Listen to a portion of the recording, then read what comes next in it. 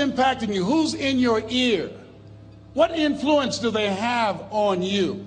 Dr. Dennis Kimbrough said, if you're the smartest one in your group, you need to get a new group. So practice the principle of OQP, only quality people. And somebody's saying, Les, can I change them? No, it's a full-time job changing yourself. Some people are so negative, they'll walk into a dark room and begin to develop. My family members and friends call me crazy for going to seminars, spending money on books and tapes and going to seminars. When are you going to stop going? I said, when I die. When does a man or woman die? When their dreams die. When do we die? When we stop developing ourselves, expanding our minds, challenging ourselves, raising the bar on ourselves.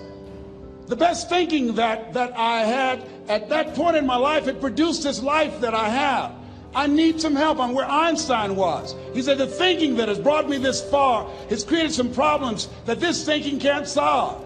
I applaud you for investing in yourself, for coming here, flying thousands of miles, investing money in yourself. I can tell you, based upon my own experience, you have something special. You have greatness within you. What you're doing is different. You represent only 2% of the planet. One great American said, I choose not to be a common man. It's my right to be uncommon if I can. I seek opportunity, not security. I do not wish to be a kept citizen, humbled and dulled by having the state look after me. I want to take the calculated risk, to dream and to build, to fail and to succeed. I refuse to live from hand to mouth. I prefer the challenges of life to the guaranteed existence, the thrill of fulfillment to the still calm of utopia. I will never cower before the master, nor bend to any threat. It's my heritage to stand erect, proud and unafraid, to face the world boldly and say, this I have done. That's what it means to be a part of peak potentials. Your unquenching desire, an uncommon desire to manifest your greatness. Give yourselves a round of applause. The other thing is, you look at your goals and look at your dreams. Repeat after me, please. I will fail my way to success. Yes, part of the reason why we have to continue to work on ourselves and surround ourselves with quality people is because you're going to have a lot of failures. You're going to have a lot of disappointments. Maya Angelou said, and it's true, I found it in my case, that most people go so far in life and then they park. They stop dead in their tracks. Why? Because they take some hits. When you have a goal and dream, think it not strange that you'll face the fiery furnaces of this world. You will have tribulations. Things are going to happen to you. I was in pursuit of my dream, and all of a sudden, boom, I got hit. A person that I thought I would be with for the rest of my life, I thought was my soulmate. I went through a divorce. I was embarrassed. I was humiliated. How can I teach people how to live their dreams? And I wasn't able to make my marriage work. I questioned myself. I took another hit. My mother was diagnosed with breast cancer. Then I was diagnosed with prostate cancer. Then my best friend from the second grade, Alexander Wims, he was diagnosed with cancer of the liver. I took a hit, and life staggered me, and I parked. And I didn't turn on my emergency lights because I didn't want to call attention to myself. I didn't want anybody to come and say, hey, do you need a jump? No, I don't need a jump. I'm not out of gas. My battery is not dead. My heart is beating. I'm parked. Leave me be. I'm parked. I was in my comfort zone. I was doing just enough to get by. I was working on a job. They paid me just enough to keep me from quitting. And I worked just hard enough to keep from getting fired. How many know people like that? Blink your eyes if you understand what I'm talking about. I was parked. I knew I could do more. But when my mama died, it took something out of me. When I went through a divorce, it took something out of me. When my best friend died, it took something out of me. I parked. And somebody said that life is like an onion. You have to peel it one layer at a time. And sometimes you cry. Life's going to happen to you when you have a dream. You're going to get slapped around. And don't take it personal. Don't ask, why did this have to happen to me? Why not you? Who would you suggest?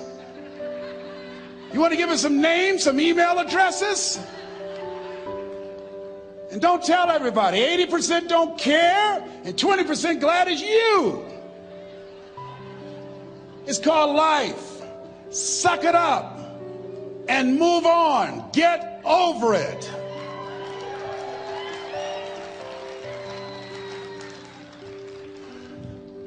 It happens to everybody. Here's the other thing: as you look at your goals and look at your dreams, when you're going through some stuff, repeat out to me, please. When things go wrong, don't go with them. Yes, write that down.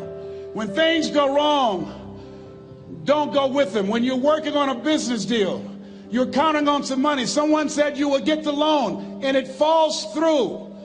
You have an event and the people that you thought would be there and support you, they don't come through. Or someone turns against you, or you get ripped off. It's going to happen to you. Happened to me. Someone stole all my products, my database, over 180,000 names and addresses. It's not personal. It's going to happen to everybody. It does. 8 out of 10 millionaires have been financially bankrupt. Walt Disney had he filed bankruptcy 7 times and had 2 nervous breakdowns. It's called life. But I got a saying: when life knocks you down, try and land on your back, because if you can look up, you can get up. You've got the power in you to do that. You've got something special. You've got comeback power. Here's the other thing. Let us say together, it's possible. It's necessary. It's me. Yes, write that down. It's me. Take ownership for your life. Nobody can live your dream for you but you. Nobody's going to take care of your business like you. Stop coming up with excuses. Don't give yourself permission to continue to live a small life. You can't fit a big dream into a small life. Give yourself permission to go for it, to test yourself, to challenge yourself, to live full. I like the saying, always strive to get on top in life, because it's the bottom that's overcrowded. The reason you're here is because there's something in you that says, I can do more. This just can't be it. There's something in you. There's a calling on your life. There's something in your heart that caused you to get dressed and spend the money to go to seminar after seminar and listen to message after message and speaker after speaker. Because there's something in you that tells you this is not it for you. You have not peaked here. There's more in you that you are expressing. Eye has not seen, ear has not heard, nor has entered the heart of mankind what's in store for you if you challenge yourself, if you persist and persevere, if you take ownership for your life.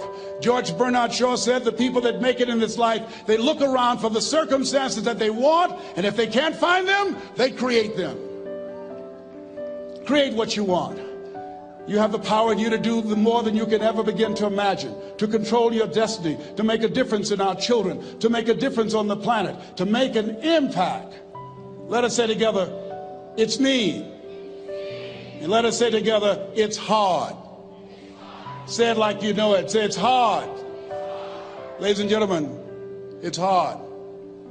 There are people who have seen their retirements taken away from them by the corporations that they work for.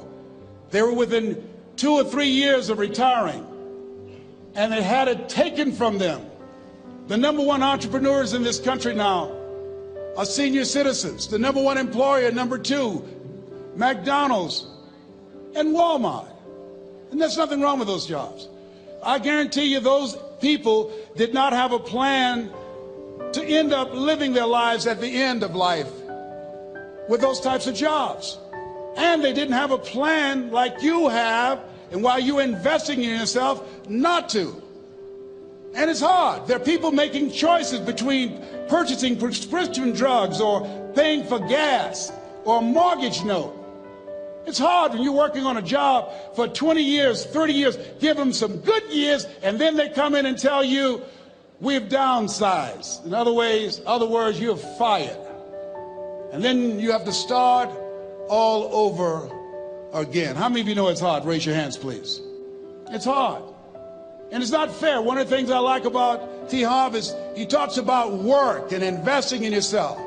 It's not fair when people are going up against that kind of stuff to tell them just think positive and be enthusiastic and everything will work out all right. Ain't that kind of party. It's hard. Life will put some knots on your head. I bought my first home for my mother. I was rushing, didn't know what I was doing, and I bought a home that had a lien against it. And they called me, Mr. Brown, yes, there's a lien against your property. We need $55,000 if you're going to stay there. Wait a minute, sir. I just bought this home. The guy told me there were no liens against it. I'm not the one that owe you the money. You should have checked that out, Mr. Brown. Come on. I called my attorney. We followed up. Yes, Les, there's a lien against the property. But he told me there were no liens. He lied, obviously. Oh, my God. He told me he wanted to help me because he admired the fact that I was buying this home for my mother and that he was adopted, and he identified with me. Les, he suckered you. He played you, man. So what? Well, would they take payment arrangements? What about $5,000 a month? They want all the money, Les. They want all the money, or you're going to have to get out. The house is going up for sheriff sale. Do you have it? No, I don't have it. Can they give me some time? Tell them to give me 3 months, please. Give me 3 months. My mother's in her 70s, man. She has a bad heart. Don't do this to me. This is my dream. Don't do this, man. Please, let me talk to them. Les, I'm talking to their attorney. They don't want to talk to you. I've got to talk to the attorneys. Do you have the money? No. Will they give me 3 months? No. What about 2 months? No, Les. They want the money in 7 days. Oh, my God. Let me call you back. I'm not sure. And I walked the floors thinking, God, how could this happen to me? I got to figure this out, huh? I got to figure this out. It seemed like the days are just ticking off, ticking off. Thursday, I had to call them and let them know. They called me, Les, do you have the money? No, I don't. Friday, you have to leave. The sheriff will be there. You're going to have to leave, Les. They're going to take my house. What about my down payment? You lost it, Les. You lost it. Okay. I got to go. Yes.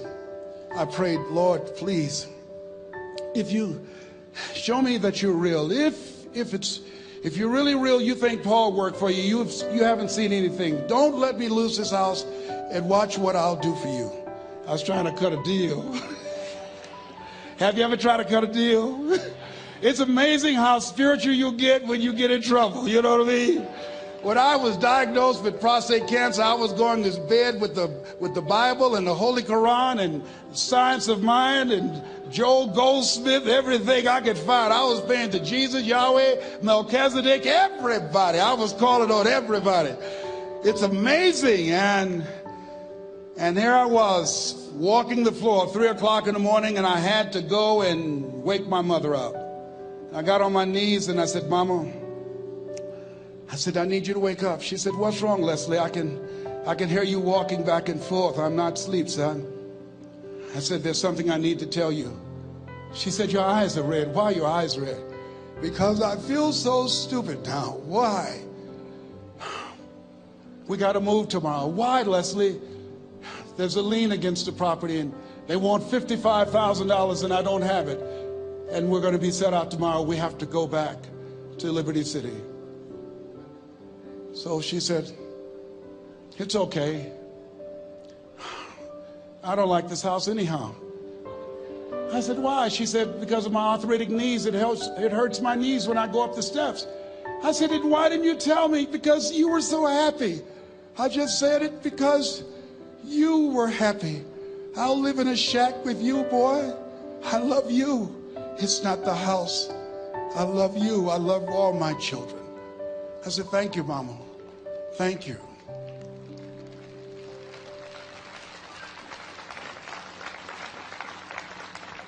And the next day when we were in the truck going back to Liberty City and we pulled down 68th Terrace, the neighbors came out and said, wow, Mamie, Mamie, y'all coming back? Are you back? Yes. What happened to the home your boy bought for you? Those boys you adopted. Leslie didn't do a title search. He made a mistake. And boy, I was so humiliated. How many ever made a mistake that you were just humiliated? Raise your hands. I was devastated. I was taking the furniture off the truck, and my mother came, and I was crying. And she said, boy, I said, yes, ma'am. She said, hold your head up. I said, Mama, I can't. She said, hold your head up. I said, why? Look what I've done. She said, it's okay. It's okay. You are going to make a lot of mistakes in life, young man. You're going to fail your way to success. You have nothing to be ashamed of. Keep your head up and take that furniture back in the house. I said, yes, ma'am. And I learned something from that. If you ever go through something, hold your head up. If you ever make a mistake, hold your head up.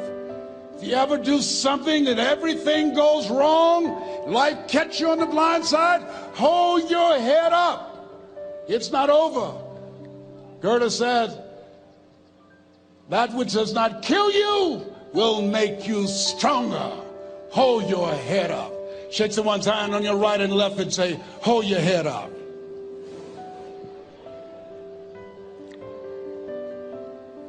Here's something else, ladies and gentlemen. Repeat after me, please. You got to be hungry. Everybody together, you got to be hungry. I'll never forget Mr. Washington said, Mr. Brown, yes, sir. What do you want to do with your life, young man? I said, sir, I want to be a disc jockey. He said, Mr. Brown? I said, yes, sir. He said, you got to be hungry. I said, what do you mean by that? He said, people that are hungry are willing to do the things today others won't do in order to have the things tomorrow others won't have. People that are hungry are willing to invest in themselves. People that are hungry will go to seminars and workshops. People that are hungry are always searching, always seeking higher ground. So how do you want to make it? I said, I want to be a disc jockey. He says, good. Here's what to do. He said, I want you to read 10 to 15 pages of something positive every day.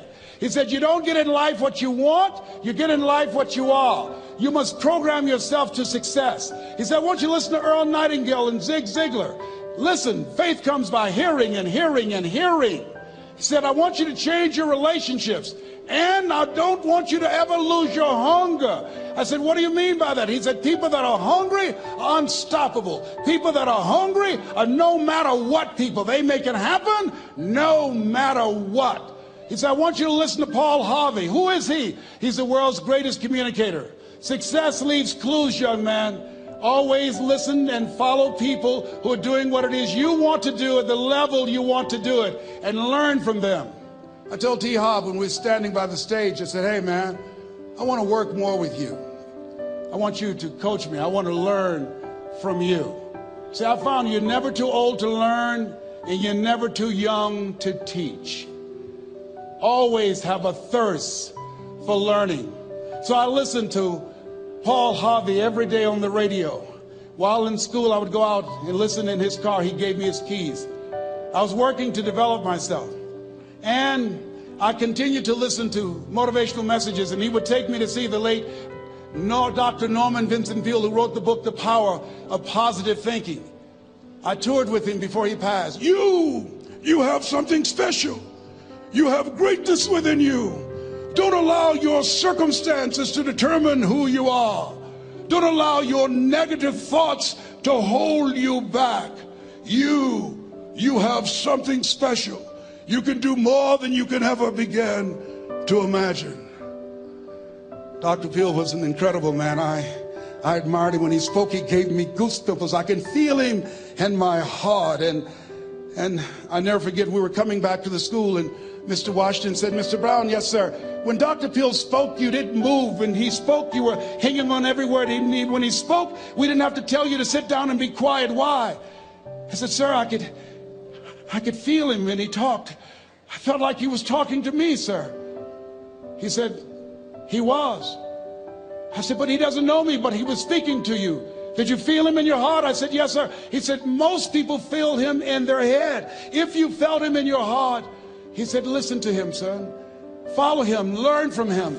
And I would go to seminars and workshops. Anywhere I would find where Dr. Peel was, I would be in the audience. I would drive 200 and 300 miles just to hear him speak. And my dream and vision was to share the stage with him. I thought about it. What is your goal? What is your vision? I want you to hold it in mind. There's some power in that, because when I became involved in speaking, I never forget, I got a call from Og Mandino, who wrote the book, The Greatest Salesman in the World. He said, Les, I'm stuck in Philadelphia, need to be in Kankakee. Dr. Norman Vincent Peale is appearing. I can't make it. I heard you're in Chicago. I said, yes, I am. Can you go and open for me? I said, yes, man. Oh, my God. Dr. Peale, I said, yes, I'd love to do it. And I went there and I came. I said, hi, I'm Les Brown. He said, you're not the band of renown? I said, no, I'm Mrs. Mamie Brown's baby boy. I'm here to speak. He said, come backstage. And his wife, Martha, was there. And she said, Papa, Les Brown is here, the speaker. And he said, Les Brown, shoot for the moon. Because even if you miss, you'll land among the stars. I said, sir, that's my quote. I wrote you when I was in the 11th grade. I was a part of a special education class project. That's my quote. He said, I know. I end all my speeches with that quote.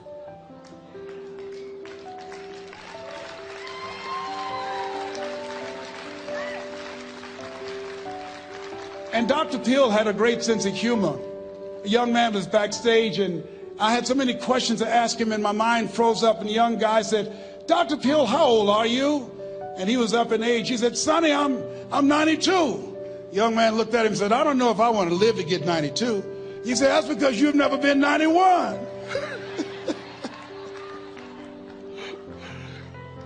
So I did the things that Mr. Washington suggested. I listened to motivational tapes on a regular basis. I would go to seminars and workshops whenever Zig Ziglar and Dr. Dennis Wigley and Jim Rohn would come to town. And I said, sir, what do you want me to do now? He said, Mr. Brown, I've given you everything that I can give you. He said, develop your mind, put your money where your mouth is, continue to learn how to be an effective communicator, because once you open your mouth, you tell the world who you are. And always surround yourself with OQP, only quality people.